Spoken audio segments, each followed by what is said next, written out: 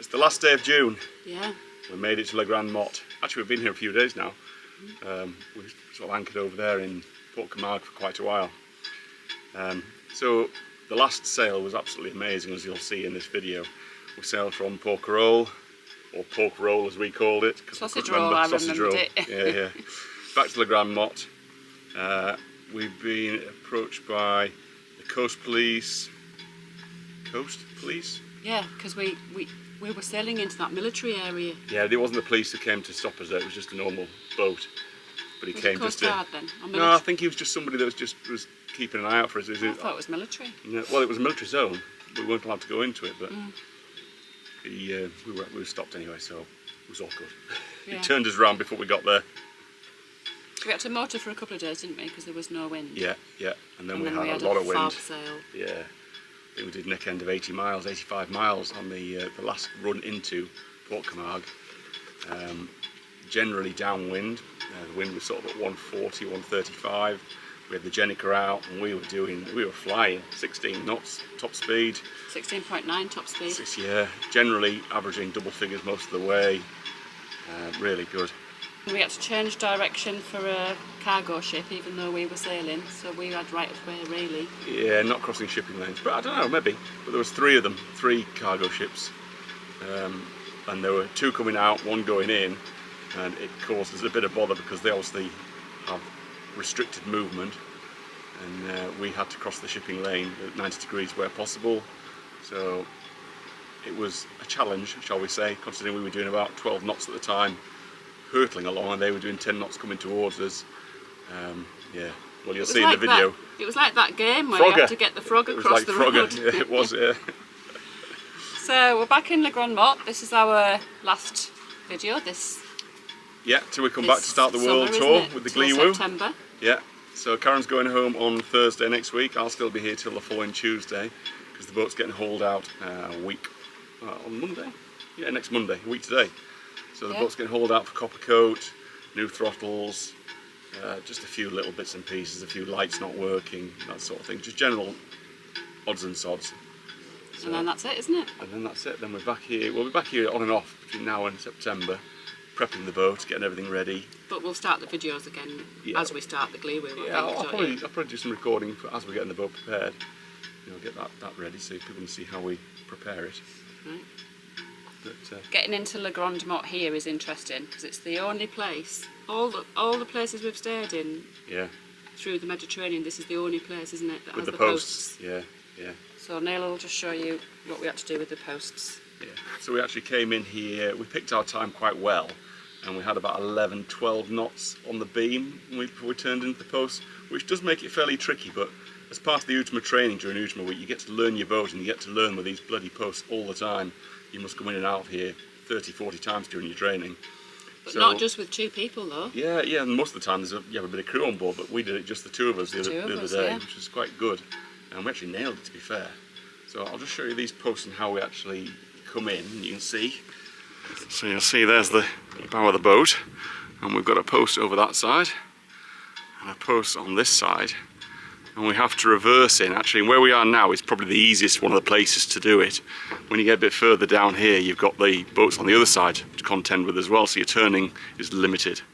But as you come in, what we have to do is we have actually 2 lines on the bow on both sides. There's 4 lines on the front, and there's actually 4 lines on the back as well. And as we come in, the wind for us, thankfully, was blowing on the port side. We had the wind on our port side blowing from the north. And so we actually put the side of the boat, the rear stern of the boat, up against this post and turned round it. So you actually lean the boat against the post with a padded square pad that we use, a square fender, and then we roll the boat around the post and into the slot. And you have got these guide ropes down the side, but when you have your fenders out, they can be quite troublesome. So generally speaking, we just have a couple of plastic fenders at the back, just in case we do touch the rope. And then we just reverse back in, and then as soon as you've got your windward stern line on, you're safe. You can drive forward against it, it'll hold the boat steady, and then you can finish tying up. It's always intimidating when you have something like this come up behind you. Great big military vessel. After being told off, well, not really told off, but warned not to go in. Yeah, That's a big one though.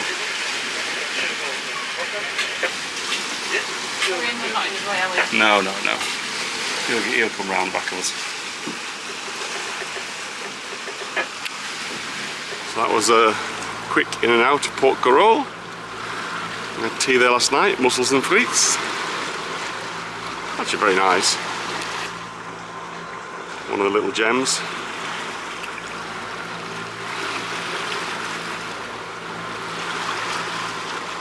Now we're heading off towards Marseille. We'll see how far we get before the weather turns against us. So we're just on the last part of our journey back to the Grande Motte. This is our predict wind route. So at the moment it's saying that we need to go right close to this land here and then kick out back over here on this sort of line. Just look at those between the two. And it's saying that we should have a really good sail. So we just look at the CMWF forecast. It's more or less saying we should have 8 knots. Well, saying we've got nothing now, but it's actually we actually got 8.4, which is much better. But the angle's a little bit off at the moment, which is why we're in the engine. It's too far behind us to get the sail to go that way. So we're going to run until 9:30ish on the engine, as it says on here. And then we'll get the sail out, hopefully port tack all the way. And we should get speeds of 8-9 knots. I'll report back, see how we do. So a quick update on the morning. We've just set the Jenica. And this is supposed to be our track to Montpellier, as best we can. We've got this lighthouse just to avoid here. We're actually slightly behind where we should be on the curve, but we can come up a little bit. So if I just look at the map, we've now got 7.8 speed over ground, 15 knots of wind, which is lovely, giving us a 10 knots of wind feeling. And we are currently sailing at 149 to the wind, so we are going to pop up a little bit to get to 150, 151, just try and get on our route. But as you can see, Jenica's sailing beautifully. Big Blue, as we call it.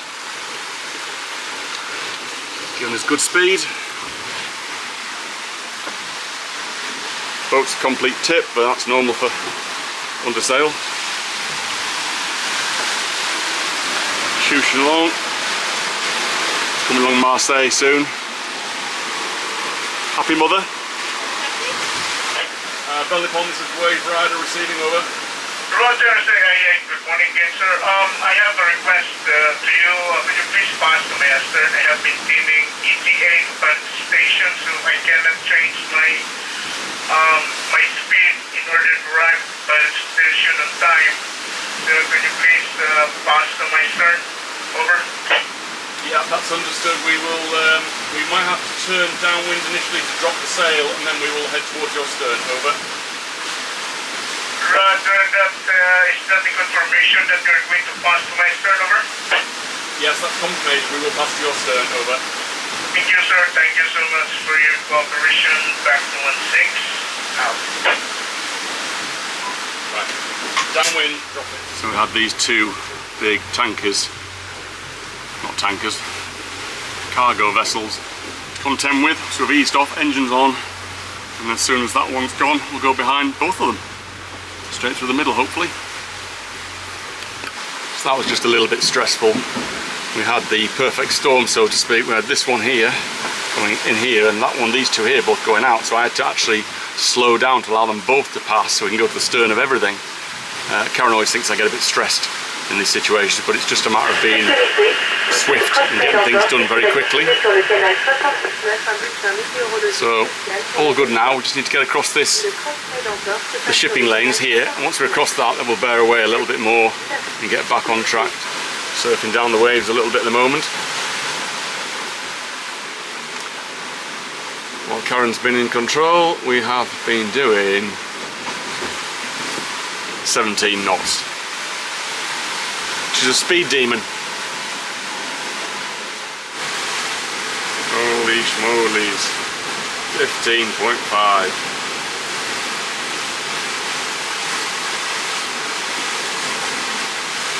must be riding a big wave. Still only 12 knots current. So we've just come into, well, the Grande Motte's over there actually, but we're anchoring over this side for the first couple of nights. And as you can see, it's a very popular kite surfing, wing surfing, wind surfing, everything spot. So Neil's just trying to find his way in. We're going to anchor over there by that cat hopefully. This is a sandbar that comes all the way out here. We'll be able to go and have a walk on that later. But we just need to get ourselves across here in between all of these wing foilers. Have you got her? Just drop at the stern of that. Yeah.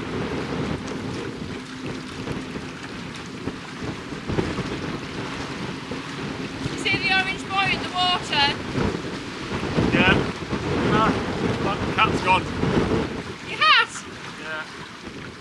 First one. Neil's just lost a wave rider hat. You have to go and get that one back off Ken you gave him. Get ready.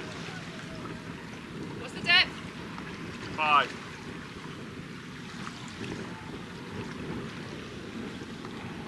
Go.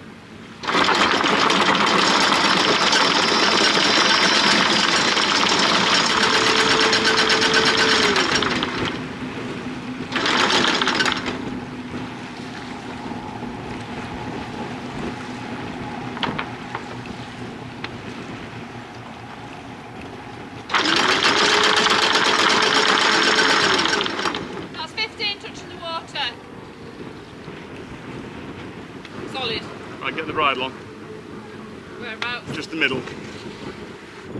Remember just to drop it slow. In bits. As the chain's got a hole, you can drop it back a bit.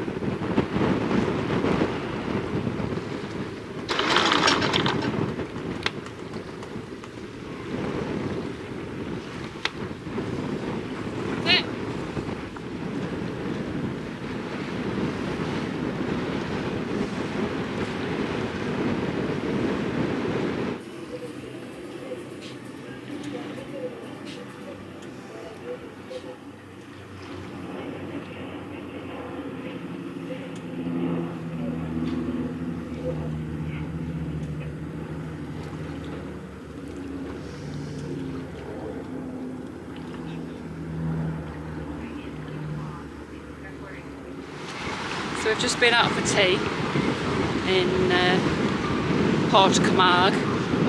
We had a bit of a risky dinghy drive over to the marina because there were so many wing foils and kites and stuff in the water, wasn't there, Neil? It's amazing. And then we've come back now. What time is it? I'm learning. About 9 o'clock. I'll know what I'm doing, Nick, before you do. Watching this lot. And sunset's going down. And there's so many kiteboarders more than anything else, isn't there now? More kites than at this time of night, seems to be anyway. It's because they'll probably such a drive good straight the way time. back to the Grande Motte from here. They'll probably just sail across. Whoa, Wow, jump look at in. Oh, nearly. Oh, back What, he again. didn't land? He didn't land, but he got his board back up pretty quick. I just don't understand how they don't get their kites all tangled up and how they miss each other. Some of them are going so fast as well. And then this foiling wing guy here, this is what Neil's trying to master how to do. Maybe need a few Oh! I missed it. Took a big dive. Maybe need a few lessons, don't you, Neil? Beautiful night. It's windy. Still about 34 degrees. Yeah. Absolutely roasting. Sun going down. Look at him! Look at him! Look at him! He must have gone about 10 metres in the air. Oh, missed This it. guy here on the kite coming towards us now with the white hat, not the one in the front, the one behind. Watch, watch, watch. The one with the blue, the F1 kite. On the Watch. foiler? Yeah, no, the kite. The F1 kite, watch. Oh, here. Oh, he's just took a dive. Watch him, this guy, when he gets going, this one here. Oh, he isn't. He's foiling. He's a foiling kite. Watch him jump. Incredible. You got him? Yep. Goes down.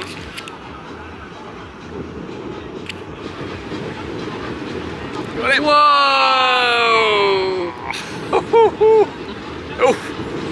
Crash! He hasn't quite mastered the landing yet. That's twice he's done that. Serious height though.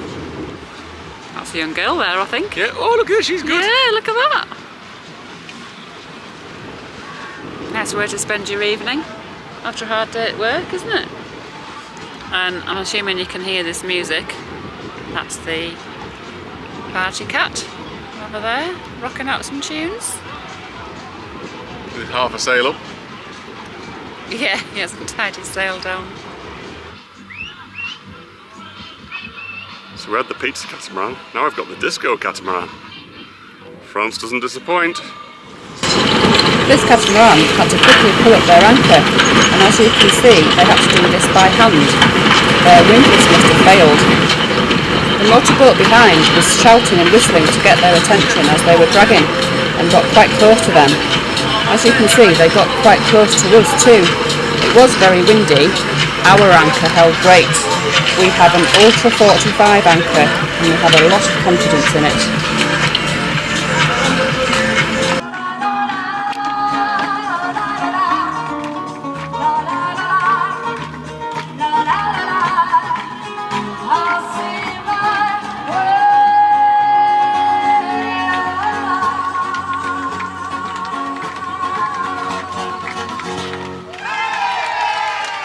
After watching Fair Isle on YouTube, we decided to get one of these e-wincher 2s.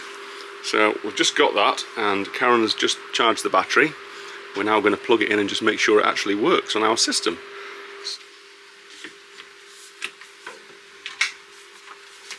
Looks like quite a big heavy bit of kit. Ooh.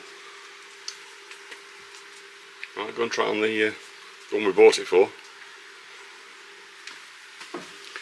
So on this boat we have electric winches on everything except for the dinghy lift. And the dinghy, when it's got the big outboard engine on, which is that one, is actually quite heavy to lift.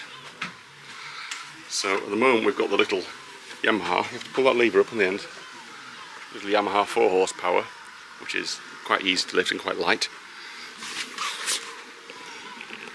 This goes, you have to hold this here.